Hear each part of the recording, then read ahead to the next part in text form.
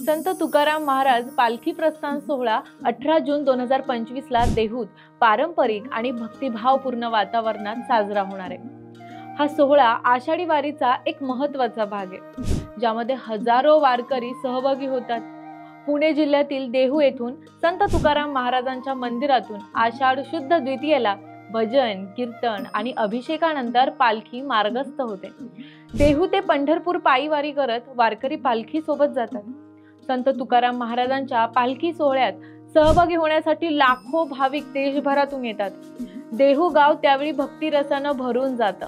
संत तुकाराम महाराज पालखी प्रस्थान सोहळा हा महाराष्ट्रातील एक पवित्र आणि ऐतिहासिक वारकरी परंपरेचा भाग आहे। दरवर्षी आषाढी एकादशीच्या आधी देहू गावातून निघणाऱ्या या पालखी सोहळ्याला लाखो वारकरी आणि भक्त सहभागी होतात।